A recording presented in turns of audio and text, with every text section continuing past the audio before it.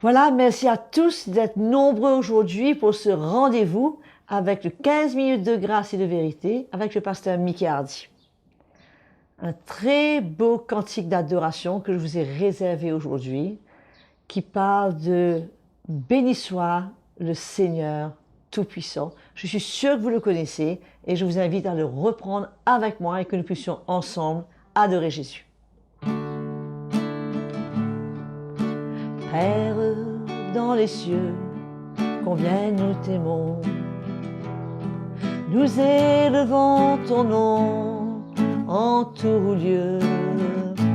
Que ton royaume s'établisse par nos louanges. Que ton peuple t'exalte, ô Père très saint. Béni soit le Seigneur Tout-Puissant, qui était, qui est, qui vient. Béni soit le Seigneur Tout-Puissant, qui règne pour toujours, tous ensemble. Béni soit le Seigneur Tout-Puissant, qui était, qui est, qui vient. Béni soit le Seigneur Tout-Puissant, qui règne pour toujours, qui règne pour toujours. Oui, Jésus, qui règne pour toujours.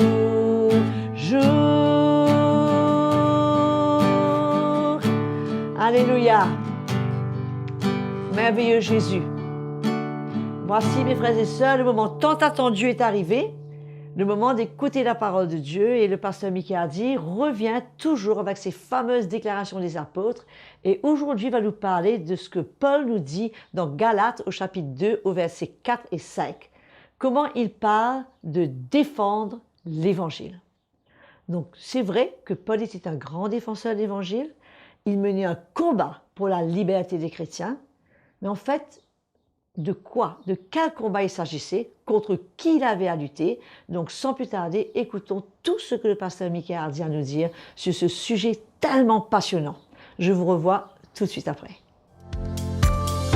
Bonjour à tous les fidèles de 15 minutes de grâce et de vérité. On va applaudir la sœur Audrey pour son chant et nous remercions le Seigneur pour sa participation à ce programme. Alléluia, gloire à Dieu. Donc, nous continuons, épisode numéro 4. Et je vous rappelle, notre série de 15 minutes de grâce et de vérité, les déclarations des apôtres. Je crois que c'est nécessaire que non seulement nous prenions conscience de leurs déclarations, mais surtout de pouvoir en bénéficier. Parce que quand on ouvre nos cœurs à l'Évangile, à la parole de Dieu, nous sommes construits, nous sommes encouragés, nous sommes édifiés, nous sommes challengés, notre foi est mise à l'épreuve et on a la possibilité d'avancer et de grandir. Alléluia. Donc, pendant cet épisode, nous allons lire dans l'Épître aux Galates au chapitre 2.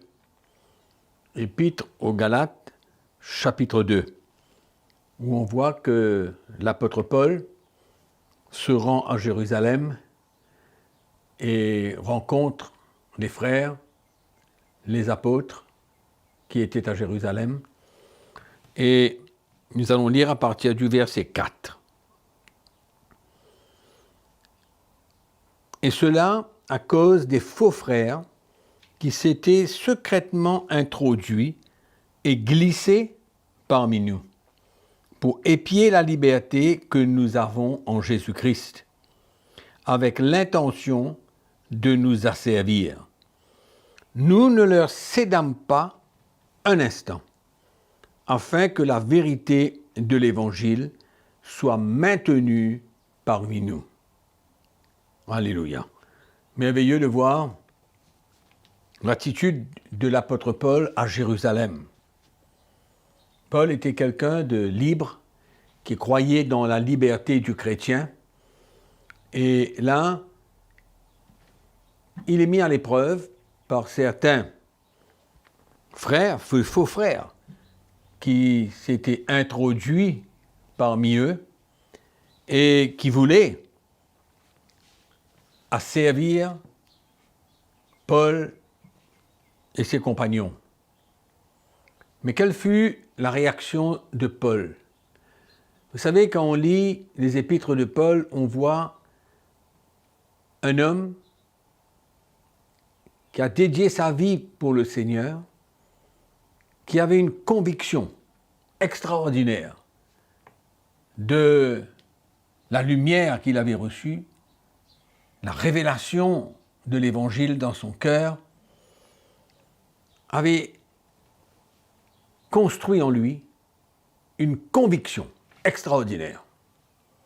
Et quand cette situation s'est passée, où la parole de Dieu nous dit maintenant ici que ces hommes avaient l'intention de les asservir.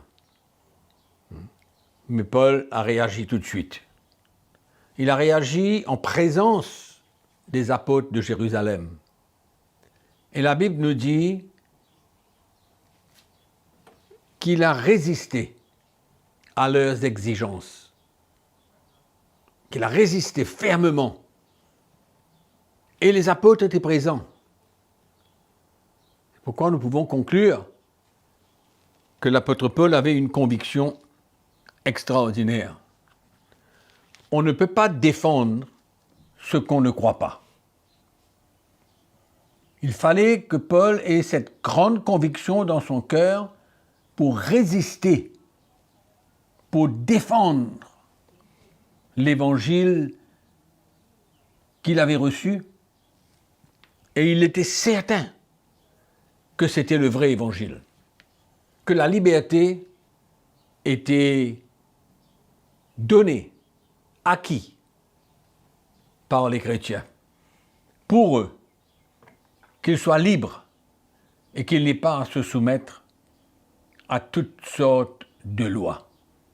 Malheureusement, dans l'Église aujourd'hui, nous voyons beaucoup de serviteurs de Dieu qui veulent imposer des lois, des obligations dans la vie des chrétiens. Et c'est courant aujourd'hui. C'est pourquoi le Seigneur appelle les hommes à avoir cette grande conviction. Il va investir en eux, dans la vie des chrétiens pareillement, afin qu'ils tiennent ferme et qu'ils résistent à toute forme d'éloignement du vrai évangile. Et Paul défendait cela. Il dit, nous ne le cédâmes pas un instant. Il n'a pas compromis la vérité de l'évangile moindrement. Il s'est opposé, il a résisté à leurs exigences, c'est-à-dire qu'ils exigeaient. Ils voulaient fortement que Paul et ses compagnons puissent se soumettre à leurs exigences.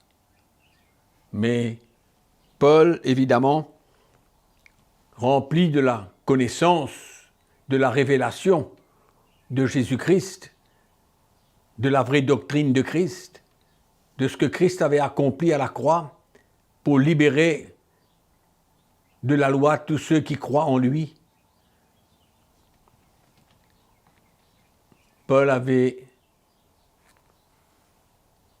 cette conviction forte dans son cœur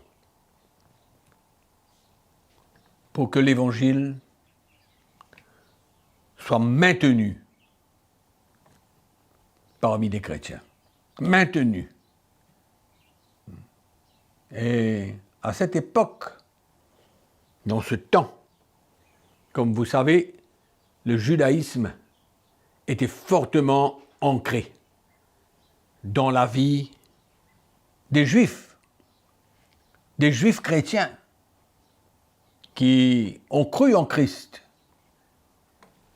et qui souvent voulaient influencer les païens, les chrétiens païens qui eux avaient cru en Jésus-Christ, de se tourner d'une manière ou d'une autre au judaïsme.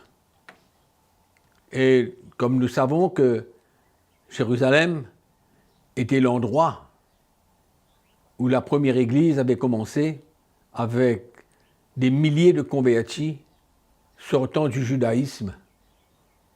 Et donc ça devait être une pression dans la vie des serviteurs de Dieu pour essayer de convaincre ces Juifs qu'ils étaient désormais libres, libérés de la malédiction de la loi. Et Paul a eu fort à faire dans son ministère, fort à faire pour résister, pour ne pas céder, pour s'aligner avec la vérité de l'Évangile. Chose que nous sommes appelés en tant que chrétiens, que vous êtes appelés en tant que chrétiens, de défendre l'Évangile. Nous sommes appelés pour la défense de l'Évangile, comme Paul, comme tous les chrétiens. On ne doit pas se laisser influencer, on ne doit pas avoir peur, on ne veut pas avoir la crainte des hommes pour finalement compromettre par la peur ou même par la manipulation d'autres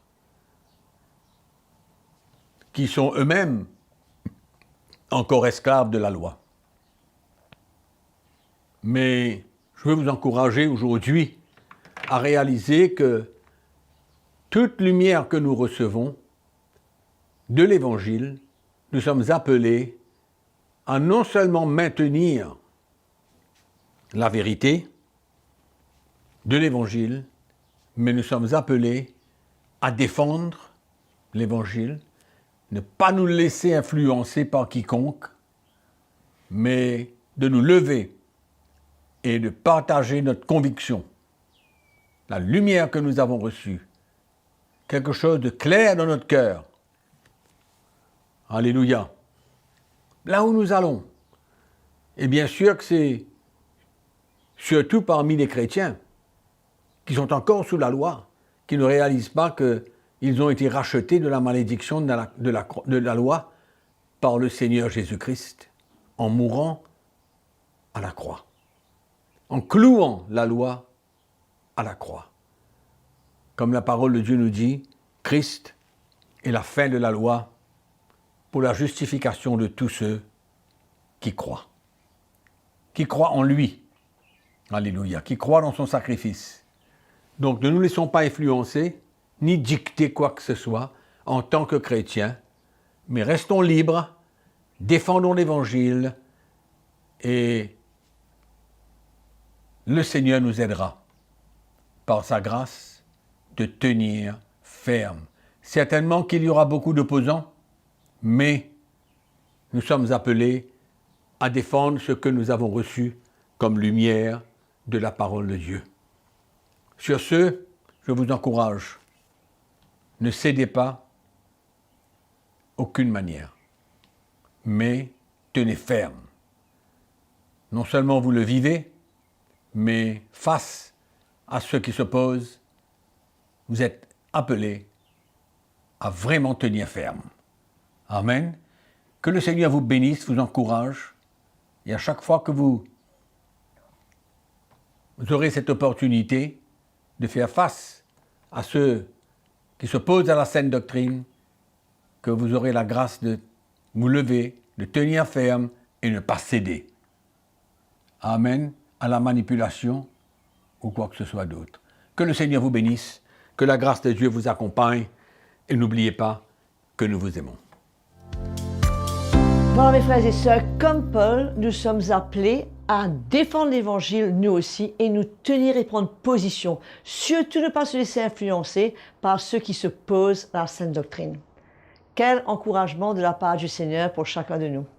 Avant de vous quitter, j'aimerais vous rappeler de liker ce petit programme, bien sûr de vous abonner à la page YouTube de CTMI et surtout ne pas oublier de cliquer, de taper sur cette petite clochette pour activer les notifications.